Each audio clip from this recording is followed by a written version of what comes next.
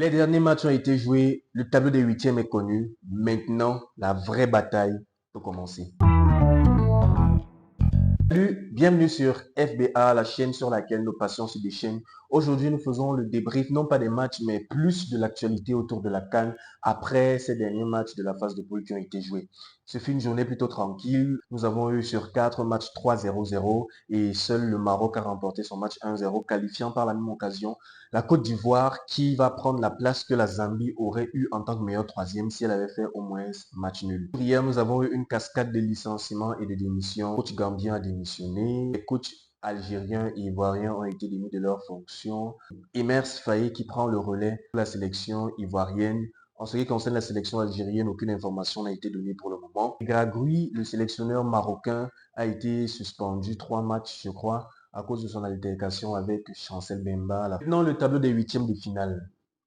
La Côte d'Ivoire étant qualifiée tombe directement sur le Sénégal. Je crois que les Ivoiriens sont contents de ne pas être éliminés dès la phase de poule comme en 1984, mais je pense qu'ils doivent un peu réfléchir à ce qu'ils vont produire comme jeu parce qu'ils tombent sur le champion d'Afrique en titre qui a fait un carton plein durant les phases de groupe, 9 points sur 9, 3 matchs remportés. Offensivement, ils sont présents. Défensivement, ils sont présents.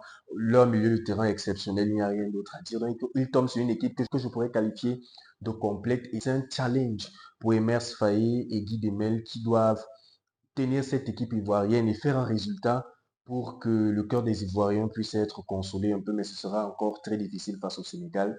Nous avons un Maroc, Afrique du Sud qui sera aussi très intéressant.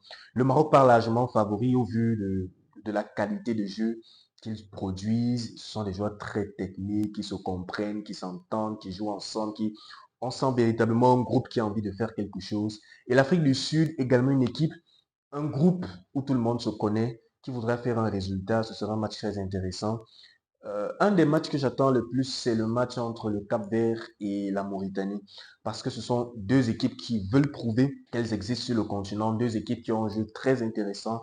Deux équipes qui ne mettent pas le bus derrière, mais qui jouent vers l'avant. Ce sera vraiment intéressant de voir ce que ça va donner. Le choc des Guinées, la Guinée équatoriale contre la Guinée-Conakry. La Guinée équatoriale qui va vouloir prouver que ce qui s'est passé durant la phase de poule n'était pas un coup de chance. Et la Guinée-Conakry qui va vouloir montrer le potentiel de son très bel effectif. Nous aurons l'Angola-Namibie, presque un choc de l'Afrique australe, le match que j'attends, le match que tout le monde attend. Oui, tout le monde attend ce match. Nigeria-Cameroun, un match de haut niveau. Selon moi, ce sera un match de haut niveau. Ce sera le remake des huitièmes de finale de la Coupe d'Afrique des Nations en Égypte en 2019, où le Nigeria avait éliminé le Cameroun sur un score de 3-2. Les Camerounais voudront se venger. Les Nigérians voudront prouver ce qu'ils sont capables de faire offensivement parce que malheureusement, durant cette phase de poule, nous n'avons pas vu ce que nous attendions du Nigeria. Ces huitièmes de finale s'annoncent très intéressants. Nous allons voir ce que ça va donner en termes de match sur le terrain parce que je pense que l'intensité va augmenter. Il n'est plus question de commettre une erreur. Tu ne te gères pas, tu sors. Et nous allons avoir un spectacle encore plus éblouissant que ce que nous avons eu durant les phases de poule. Merci d'avoir regardé cette vidéo. Laissez en commentaire ce que vous pensez de ces huitièmes de finale et de l'actualité autour de la CAN. Rendez-vous demain pour les premiers avant-matchs de chaque rencontre que nous aurons.